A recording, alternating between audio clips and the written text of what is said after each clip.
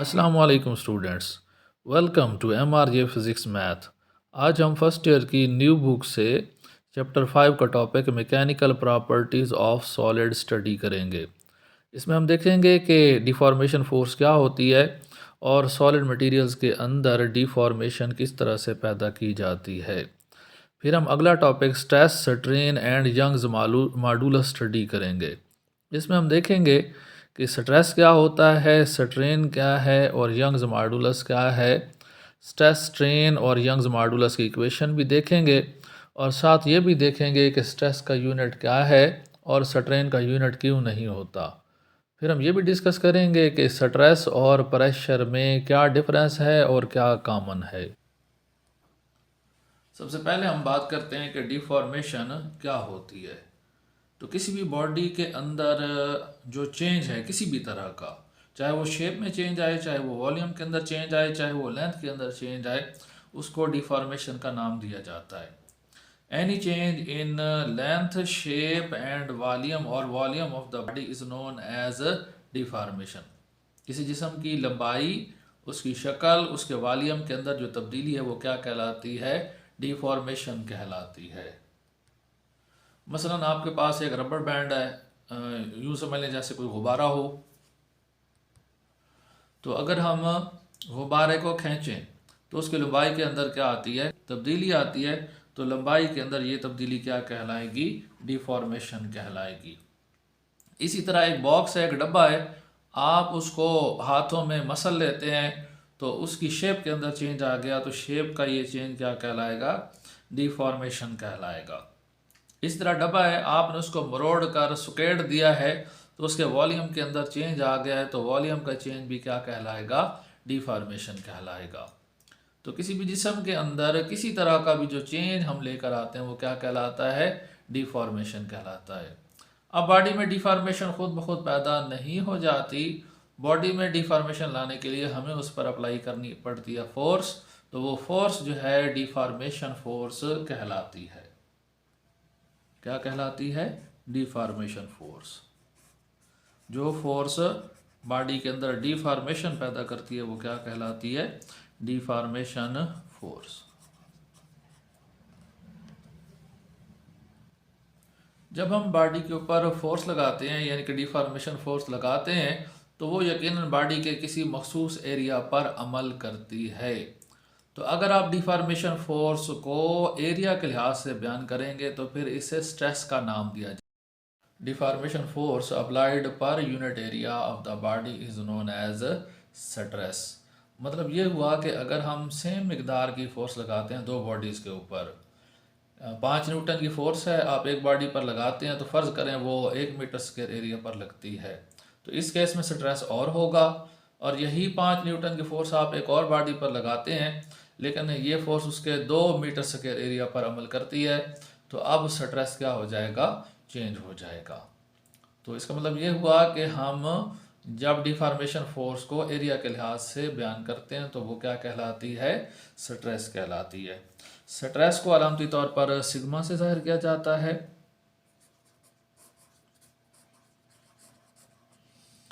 और ये F/A के बराबर है।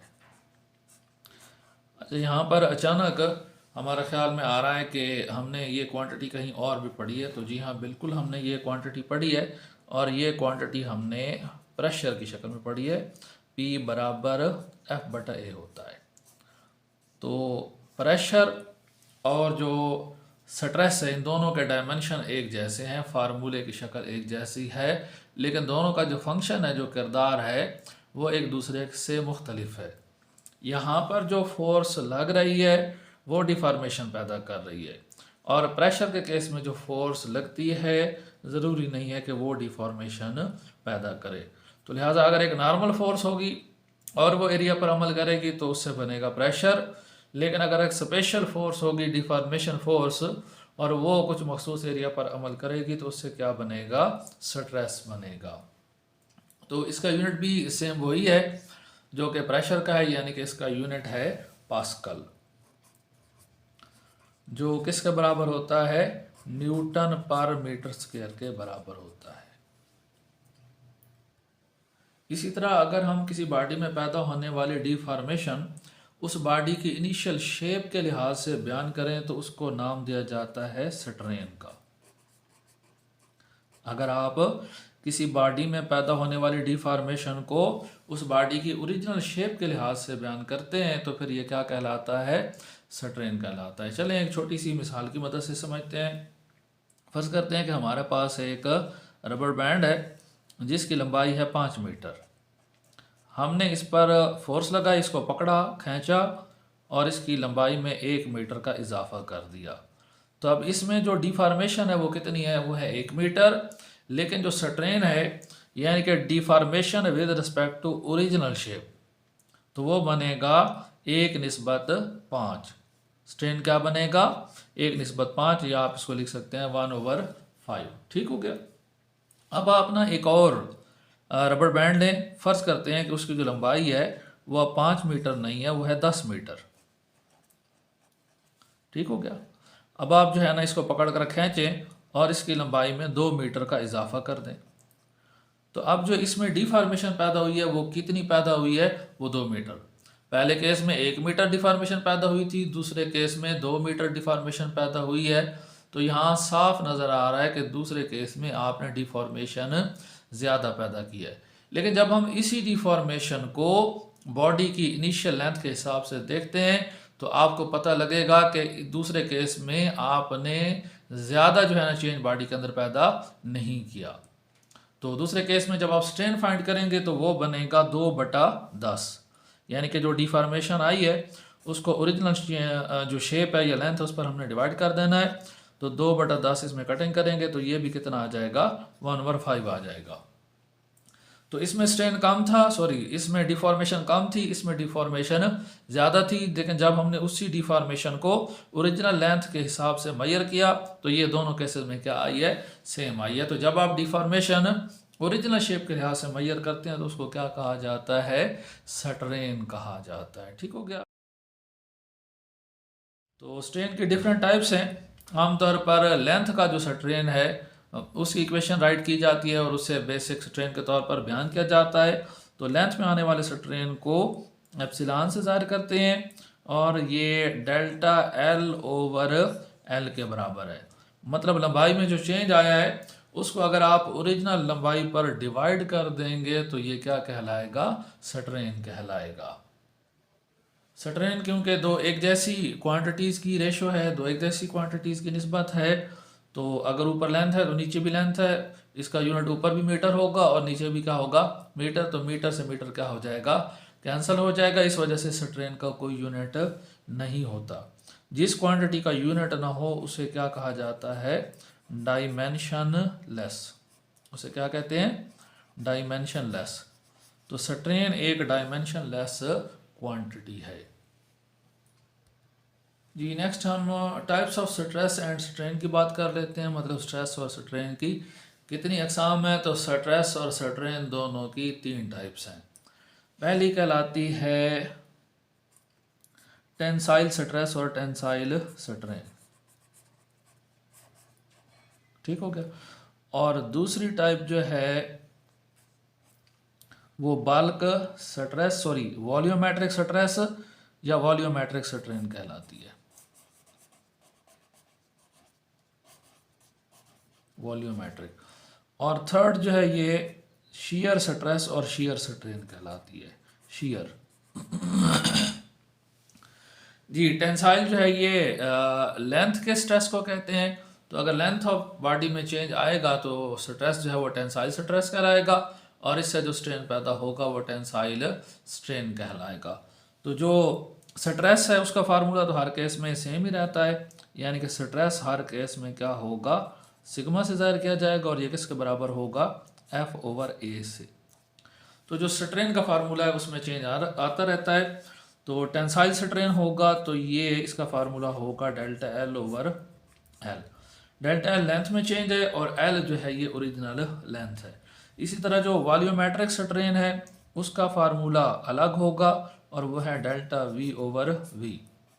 यानी कि वॉल्यूम में जो चेंज आएगा उसकी रेशो आप लेंगे ओरिजिनल वॉल्यूम के साथ तो वो वॉल्यूमेट्रिक स्ट्रेन आएगा। और लास्ट पे आपके पास है शीयर स्ट्रेस।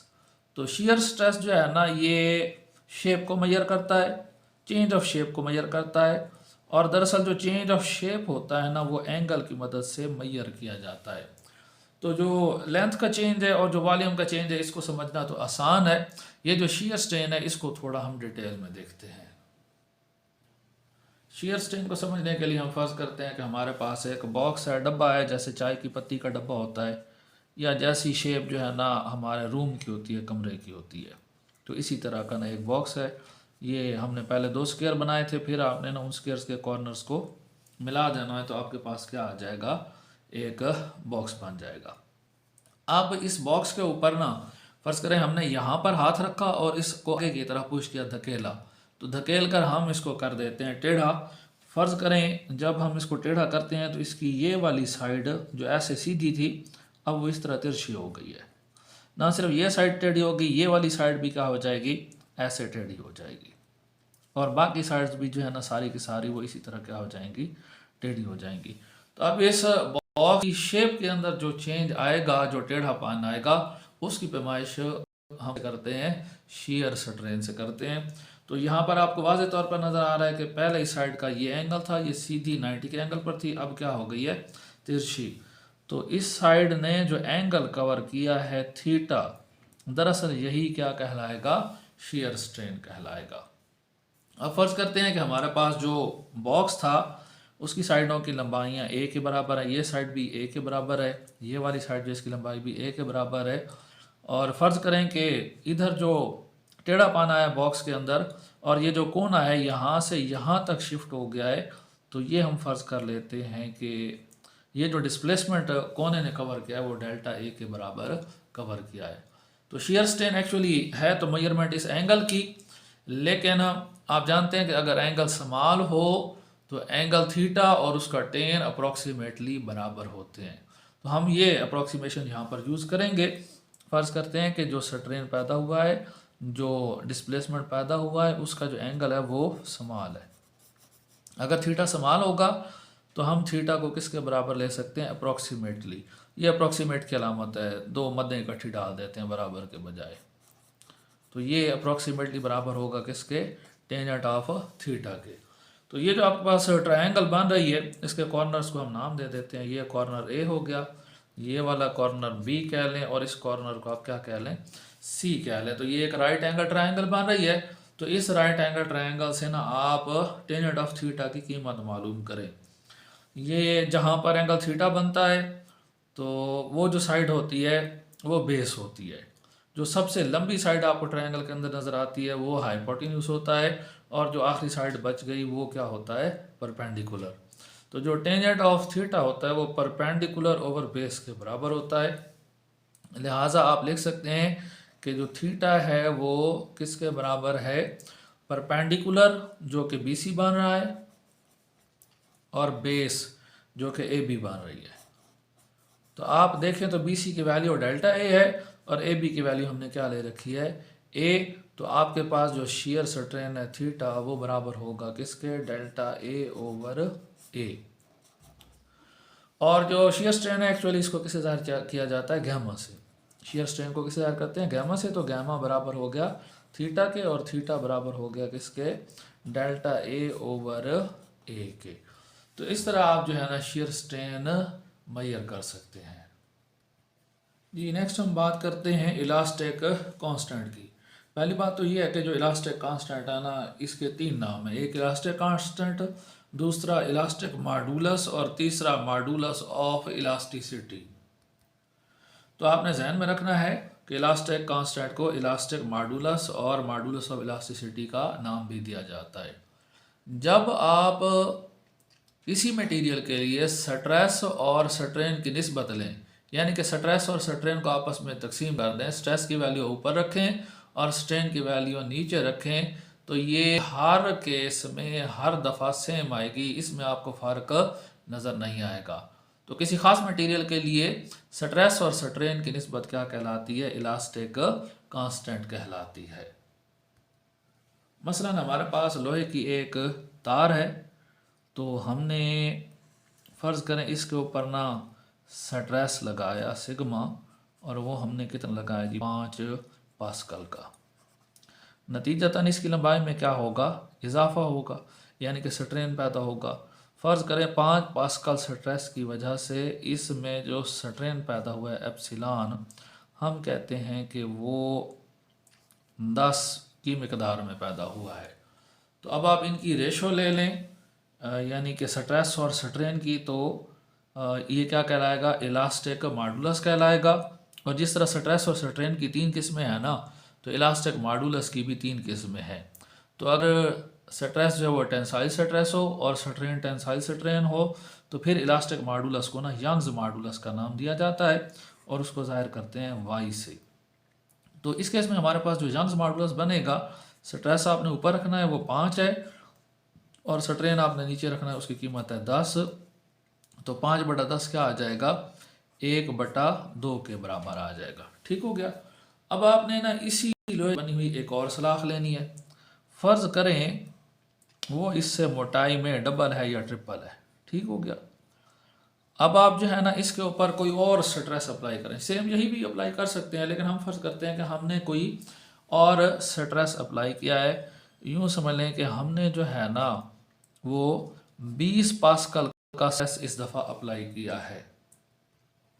तो फ़र्ज़ करते हैं कि ऐसे में जो स्ट्रेन पैदा हुआ है वो लेट्स कंसीडर उसकी वैल्यू 40 है। तो अब आप दोबारा जो है ना इनकी रेशो मालूम करें, यानी कि इलास्टिक मॉडुलस जिसका नाम अब यंग्स मॉडुलस है, आप यंग्स मॉडुलस वाई मालूम करें। तो उसके लिए आप स्ट्रेस की कीमत ऊपर रखेंगे जो कि 20 है, और स्ट्रेन की कीमत नीचे रखेंगे जो कि 40 है। तो अब आप दोबारा इनको जब डिवाइड करते हैं तो फिर आपके पास जवाब क्या आ जाता है, 1/2। तो मतलब ये हुआ कि अगर आप मटेरियल चेंज नहीं करते, ये भी लोहे की सलाख थी, ये भी लोहे की सलाख थी, तो फिर इस मटेरियल के लिए चाहे आप जैसा मर्जी स्ट्रेस लगा लें, चाहे जैसा मर्जी स्ट्रेन पैदा हो जाए, जब आप उनको आपस में तकसीम करेंगे स्ट्रेस और स्ट्रेन को, तो आपके पास सेम जवाब आएगा। तो इस तकसीम को, इस रेशो को क्या कहा जाता है, इलास्टिक मॉडुलस कहा जाता है। इलास्टिक मॉडुलस क्योंकि स्ट्रेस और स्ट्रेन की निस्बत है। अच्छा, इसका जनरल जो सिंबल है वो ई है, और ये स्ट्रेस ओवर स्ट्रेन के बराबर है।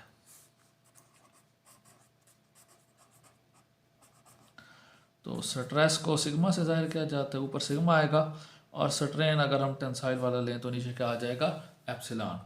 तो स्ट्रेस का यूनिट होता है न्यूटन पर मीटर स्क्वायर, यानी कि पास्कल, और स्ट्रेन का कोई यूनिट होता ही नहीं है। तो इसलिए जो इलास्टिक मॉडुलस है उसका यूनिट भी सेम वही है जो कि स्ट्रेस का यूनिट है। जैसे स्ट्रेस और स्ट्रेन की 3 किस्में हैं, तो इसी तरह इलास्टिक मॉडुलस की भी 3 किस्में हैं।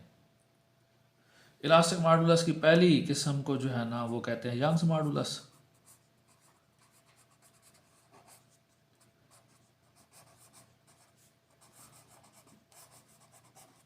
तो ये असल में टेंसाइल स्ट्रेस और टेंसाइल स्ट्रेन की निस्बत है। इसको वाई से जाहिर किया जाता है। ऊपर आप लिखें स्ट्रेस, तो उसका फार्मूला हर केस में सेम होगा, F/A, और टेंसाइल जो स्ट्रेन है वो डेल्टा L/L के बराबर होता है। तो ये आपके पास आ गया यंग्स मॉडुलस। दूसरा जो है वो बल्क मॉडुलस कहलाता है। दूसरा क्या कहलाता है, बल्क मॉडुलस। तो ये असल में वॉल्यूमेट्रिक स्ट्रेस और वॉल्यूमेट्रिक स्ट्रेन की निस्बत है।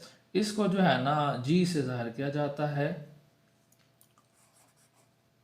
तो जी बराबर स्ट्रेस का वही फार्मूला आएगा, F/A, और अब नीचे क्या आ जाएगा, डेल्टा V/V। थर्ड जो है वो आपके पास है शियर मॉडुलस।